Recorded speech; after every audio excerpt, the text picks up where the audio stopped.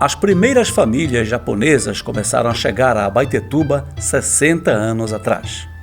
Mas para contar essa história, é preciso recuar no tempo, bem antes da vinda dos nipônicos para a Amazônia brasileira. O marco inicial da chegada dos primeiros japoneses ao Brasil é oficialmente o dia 18 de junho de 1908, quando o navio Kassato Maru chega ao Porto de Santos. Era resultado de um acordo bom para os dois lados. O Brasil, depois da abolição da escravatura, precisava de mão de obra para a lavoura cafeeira. E o Japão tinha muita gente e pouco emprego. 2 décadas depois de desembarcar no Brasil, esses pioneiros seguem para a Amazônia brasileira. Eles chegaram ao Pará a partir de 1929, mas essa vinda foi toda planejada bem antes. O governo japonês mandava uma equipe de cientistas aqui para escolher um lugar adequado para eles fazerem a agricultura deles, né? E foi em 1926, veio essa comissão, que era uma comissão de plantação japonesa no Brasil. O local escolhido foi Tomé-Açu, que anos mais tarde se tornaria município, mas que naquela época pertencia ao Acará. Em Tomé-Açu eles começaram primeiro a estudar o ambiente e a cultivar legumes, cultivar frutas, certo? E a colônia foi andando, ainda não tinha a pimenta do reino. A pimenta do reino vai entrar na história por ser uma cultura que rendeu muitos lucros aos japoneses e pensar que ela chegou ao Brasil por uma obra do acaso. A pimenta do reino que ela vai ser trazida para cá em 1933 por imigrantes japoneses, que até por acaso isso ocorreu. Quando eles saem do Japão, passam por Singapura, na embarcação acaba falecendo uma senhora idosa. Então eles são obrigados a parar ali para fazer o sepultamento. E nessa parada, o chefe da embarcação acaba comprando, adquirindo 20 mudas de pimenta do reino. Então, como uma viagem do Japão na época demorava em torno de 60 dias, 2 meses, quando essas mudas chegaram aqui no Pará, no município do Acará, que não era Tomé-Açu ainda, Tomé-Açu não era município, era uma localidade, depois se tornou um distrito do Acará, que hoje é um município. A partir de 1949 que é reconhecido como município. Então essas mudas chegam aqui no Pará, sendo que dessas 20 apenas 2 conseguem resistir, para poder germinar. Então apenas essas 2 mudas vão ser doadas para 2 japoneses e esses japoneses vão começar a multiplicar. Ela é reproduzida a partir do caule. Então, a partir de 1933, quando acontece 2 anos após, já começa a ter uma produção da pimenta do reino aqui no Pará, em Tomé-Açu. O cultivo da pimenta do reino se revelou um sucesso. Lá em Tomé-Açu, plantaram de tudo, café, cacau, né? Ou seja, tá como era uma novidade, então tinham que testar de tudo, né? Mas nem café nem cacau eles não se deram bem, né? E aí entrou a pimenta do reino. A pimenta do reino foi a redenção ou, a revolução dos japoneses lá em Tomé-Açu, né? Tomé-Açu se tornou o maior produtor mundial de pimenta do reino. Tudo ia bem, mas aí surgiu uma praga que mudaria os rumos da história. Aí na década de 70 apareceu uma doença fatal na pimenta do reino chamado de fusariose. É um fungo do gênero Fusarium. E a fusariose exterminou os pimentais de Tomé-Açu. E os japoneses de Tomé-Açu saíram de Tomiaçu em busca de regiões onde não tivesse ou tivesse pouca pimenta do reino. Qual era a lógica? Se não tem a pimenta, não tem a doença da pimenta. Se tem pouca pimenta, tem pouca doença da pimenta. Foi então que muitos colonos tiveram de deixar suas terras em Tomé-Açu, indo em busca de novos desafios. E foi assim também que muitos deles vieram parar em Abaetetuba. Aqui em Abaeté, o primeiro japonês que chegou aqui foi o Sugiro Kida, tá? Sugiro Kida. E do bairro do Algodoal, aí, o meu avô era dono dessas terras lá, meu avô Júlio Cagliari, que era casado com Letícia Parente. E que os parentes tinham terra lá, filhos de Galileu Parente, que inclusive a dona Manteiga, como era o nome dela, mãe do Vandoca, como é o nome dela? Miloca Manteiga, né? Miloca Manteiga era descendente dos parentes, né? Então meu avô vendeu a parte dele, o meu avô Júlio Cagliari vendeu a parte dele para o seu Kida. E o Kida, depois que saiu daqui, que foi embora, ele vendeu para o Jair Nery, meu amigo, saudoso amigo Jair Nery. O Celso é um dos filhos do Jair Nery, que foi um conhecido farmacêutico e político abaetetubense. O pai sempre o levava às visitas ao amigo Kida nas terras onde hoje é o bairro do Algodoal. Foi negociado esse terreno aqui com ele e ele implantou o pimental dele, o primeiro daqui de Abaetetuba, durante muito tempo, a década de 60 inteira, até esses anos 70, o início, ainda tinha aqui o pimental dele aqui e a residência dele aqui. Morava aqui e os filhos dele depois foram implantando, posteriormente compraram o terreno na estrada. Não só aqui, como eu me lembro também que ele chegou a ter um pimental ali entre o campo de aviação e o Tijucaquara. Naquela área mais ou menos ali tinha um pimental dele na metade, meados da década de 50, de 60, 64, 65, por aí.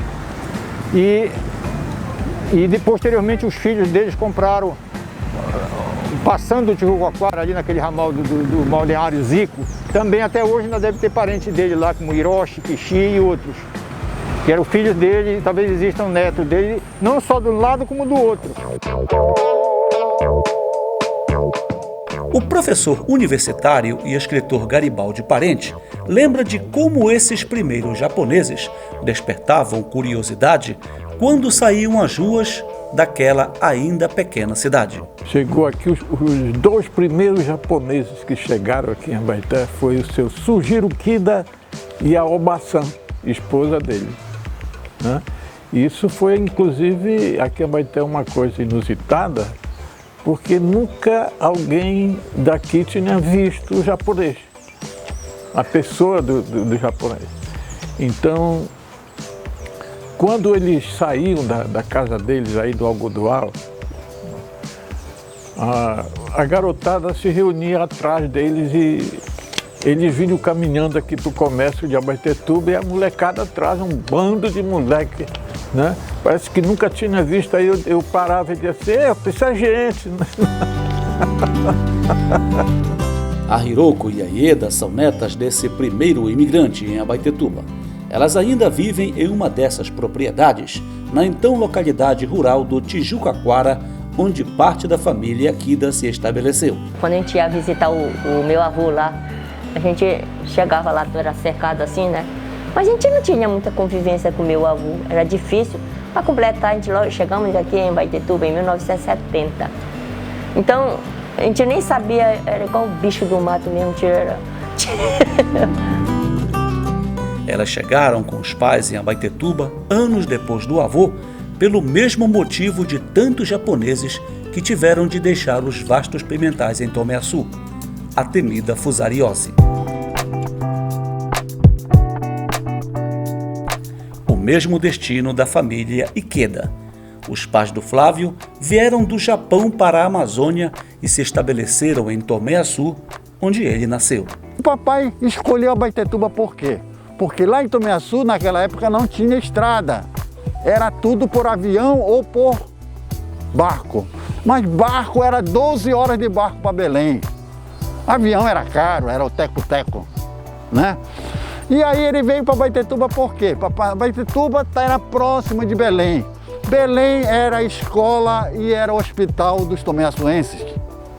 Então aqui ele já estava em maior segurança, por quê? Era rápido para Belém. E por isso escolheu Abaetetuba. Muitos desses descendentes tiveram então a oportunidade de estudar na capital. O Flávio é engenheiro agrônomo e, pela tradição da família e pela profissão, até hoje está ligado à agricultura. Ele mantém uma área com várias culturas, muitas com experimentos com técnicas de enxertia e alguns poucos pés de pimenta do reino. Mas essa já não é há muito tempo o cultivo principal desses japoneses em Abaetetuba. Mas reparem que falamos do Flávio e da Ieda, dois descendentes de japoneses que ganharam um primeiro nome em português. Isso também aconteceu com o seu Haruó, batizado com o nome de Herculano. Me fale um pouco, seu Herculano, dessa cultura japonesa de sempre adotar um primeiro nome português e um segundo nome, o tradicional de vocês japonês. Como é que era isso? Eu sempre foi, né? Desde que nasceu no Brasil, aí tinha que colocar o nome em português, né? E o em japonês também. A família Ishida viveu uma página triste da nossa história. Em meados dos anos 40, o mundo sofria os horrores da Segunda Guerra. Várias nações se alinharam em blocos distintos. Durante o começo da Segunda Guerra Mundial, vai ser formado os grupos, né? Os grupos dos países. Então vai se formar o grupo do eixo, e o grupo dos aliados. O grupo do eixo era formado pelo Japão, pela Alemanha e pela Itália. Já o grupo dos aliados era formado pela França, Inglaterra e União Soviética. Os Estados Unidos, ele davam apoio mais no sentido da produção dos, digamos assim, os produtos industrializados para os países que estavam em guerra. Mas a partir do momento que ele foi atacado, no ataque de Pearl Harbor, é uma base militar localizada no Oceano Pacífico, no Havaí, ele decide entrar na guerra de vez. Então, a partir do momento que os Estados Unidos se decide entrar na guerra, automaticamente o governo brasileiro de Getúlio Vargas vai seguir o mesmo rumo. Os japoneses que viviam em solo brasileiro passaram a sofrer perseguições. Todos os imigrantes japoneses que viviam, não só em Tomé-Açu, mas em toda essa região da Amazônia aqui, eles foram obrigados a ser locomovidos para Tomé-Açu. Tomé-Açu se tornou um campo de concentração, não como lá do Holocausto, na Polônia, que o Hitler lá, fez lá durante a Segunda Guerra, mas uma espécie de uma política desenvolvida pelo Getúlio Vargas. Ele cria a polícia política, que é exclusivamente para cuidar desses imigrantes. Por quê? Havia uma suposição que esses imigrantes acabavam sendo informantes para os países que formavam o grupo do eixo. E nunca foi comprovado essa versão. Então, como esses japoneses eram suspeitos, eles eram considerados como traidores da pátria. Então, eles vão ser perseguidos. Todos os objetos que eles possuíam, eles eram tomados pela polícia. Rádio, equipamento, qualquer objeto que tinha uma relação com o país de origem, principalmente voltado para a questão militar, eram tomados, né? E essas pessoas acabavam sendo suspeitas, né? Se por acaso tivesse conversando 3 pessoas, já era um caso de suspeita, né? Acabavam sendo detidas, presas. E foi assim que, ao contrário de muitos japoneses que foram parar em Tomé Açu por vontade própria, a mãe de Haruo chegou ao Baixo Tocantins à força. Quando ela chegou do Japão, entrou em Itacoatiara, né, Parintins. Aí, quando começou a Segunda Guerra Mundial, eles foram todos transferidos para o município de Tomé Açu.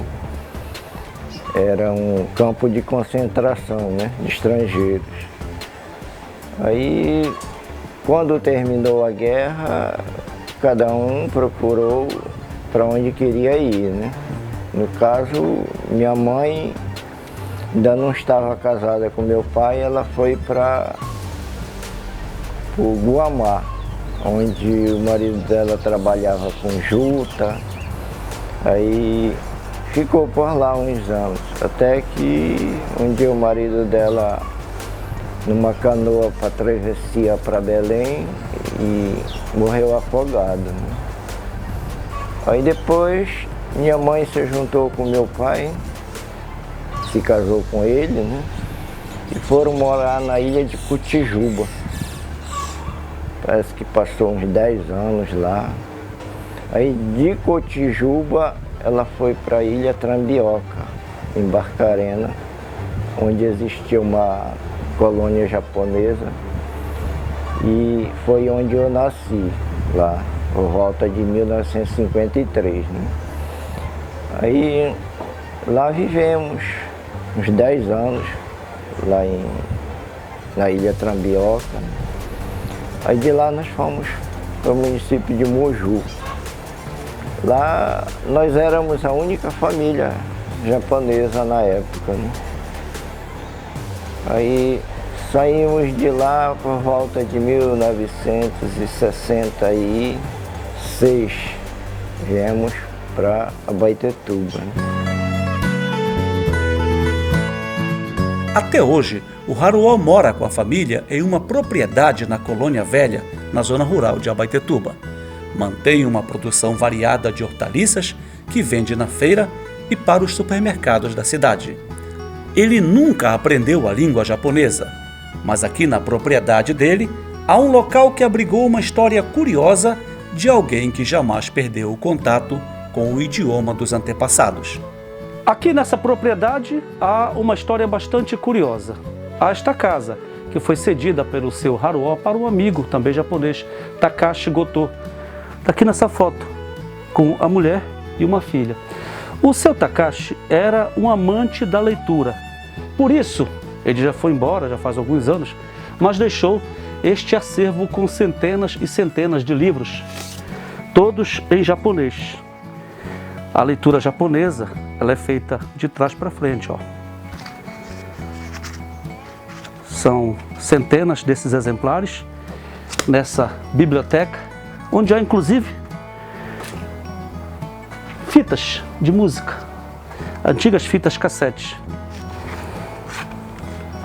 de canções japonesas.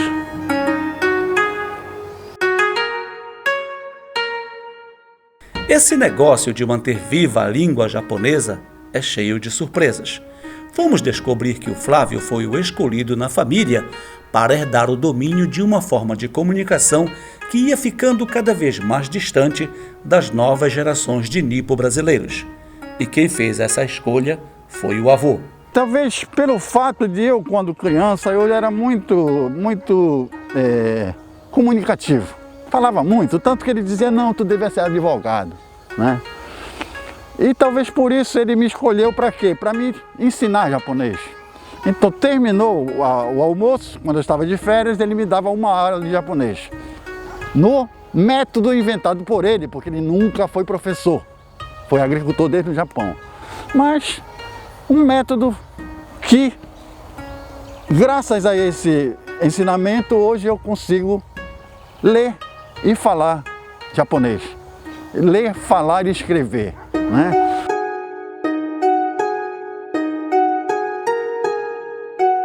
Aprender o idioma japonês foi o que fez uma geração inteira de Sanseis, como são chamados os da terceira geração de descendentes de japoneses. Esse aprendizado da cultura dos ancestrais foi uma das atividades desenvolvidas no local criado especialmente para manter a tradição e a cultura nipônicas no município, a Associação Nipo-Brasileira de Abaetetuba. Qual é a história dessa associação? Por que a colônia japonesa aqui em Abaetetuba resolveu fazer um espaço cultural de lazer como aquele? Esse que eu falei, não. Todo domingo o pessoal se reunia em casa para jogar vôlei. Aí os pais viram aquilo e falaram assim, poxa, estão jogando tão bem vôlei, vamos abrir uma associação. Foi aquela piquechita que tinha do lado. De lá começaram, veio a esposa do seu Tanimoto, ela era professora de aula de japonês. Foi aí os japoneses falaram, os pais da gente falaram, tem cara de rosto de japonês e não sabe escrever nem o nome, é uma vergonha para o japonês. Então, ela resolveu abrir uma escolinha dia de domingo, sábado e domingo, ela dava aula pra gente de japonês. Foi aí que foi começando, surgindo, a gente ia estudar sábado à tarde e domingo de manhã. Depois, nesse intervalo, assim, na hora do recreio, geralmente a gente batia a bola. Aí começou a jogar, a gente nem sabia jogar vôlei, né? Aí foi quando chegaram os mais velhos, viram assim, vamos formar um time. Aí foi que começou, formamos um time de voleibol masculino e feminino. Do vôlei, os pais falaram assim mesmo, poxa, tá jogando tão bem, tá na hora de participar. Aí começaram a ter outros contatos com outras associações de Castanhal, de Moema, de Santa Isabel. A gente começamos a participar de torneio de vôlei. A gente ganhava, começou a trazer troféu, aí os pais falaram assim, poxa, tá jogando bem, merece uma associação. Foi aí que eles trabalharam em prol de fundar essa associação. A associação começou a funcionar em 1985, às margens da rodovia Dr. João Miranda, próximo às propriedades das famílias Hayashi e Kida, e cresceu bastante com o apoio da Agência de Cooperação Internacional do Japão e do Consulado Japonês de Belém. Mas poucos anos depois, nos anos 90, começou uma onda migratória com muitos japoneses e seus descendentes fazendo o caminho de volta dos ancestrais. Aproveitando um decreto do governo japonês, descendentes de japoneses resolveram tentar a vida na terra natal de seus antepassados. Esse foi um dos motivos para a decadência da Associação Nipo-Brasileira, que acabou encerrando suas atividades para sempre em meados dos anos 90.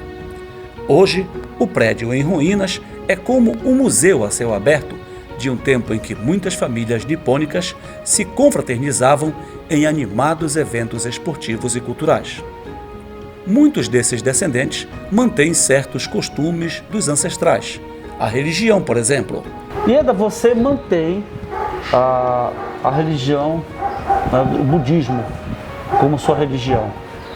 Por que você até hoje mantém essa cultura religiosa do budismo?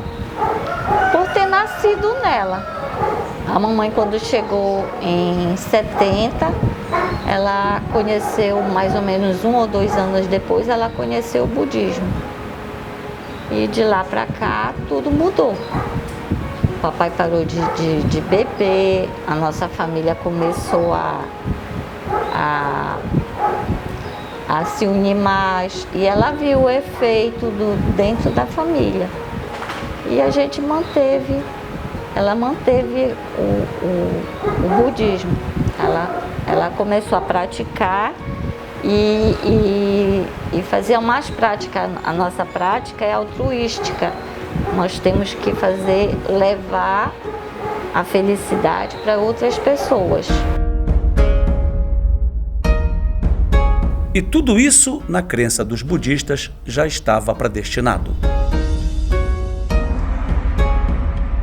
Segundo o budismo, eu já tinha feito uma promessa em vidas passadas, porque a gente acredita na reencarnação.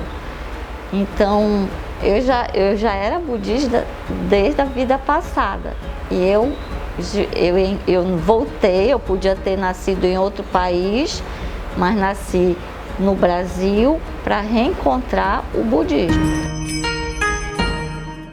As famílias Kida, Ikeda, Ishida e tantas outras que moram em Abaetetuba ainda vivem, em sua maioria, da produção agrícola. Outros enveredaram pelo comércio ou foram estudar em busca de outras profissões. Mas todos deixaram um legado importante no município. Influenciaram até em nossa alimentação, com a introdução de frutas, verduras e legumes.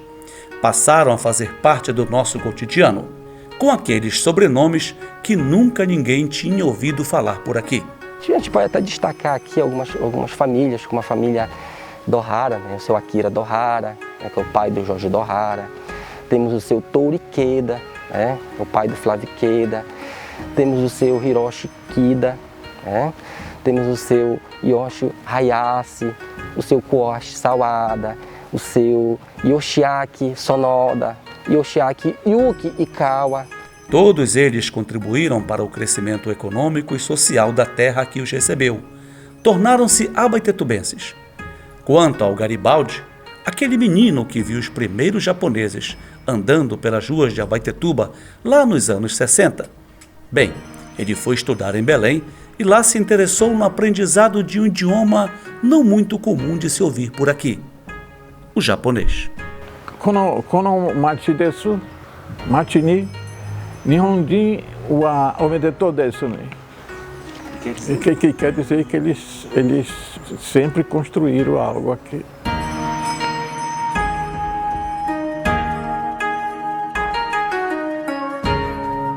Para essa cidade que me acolheu de braços abertos, só me resta agradecer, né? Então muito obrigado, arigatou gozaimasu.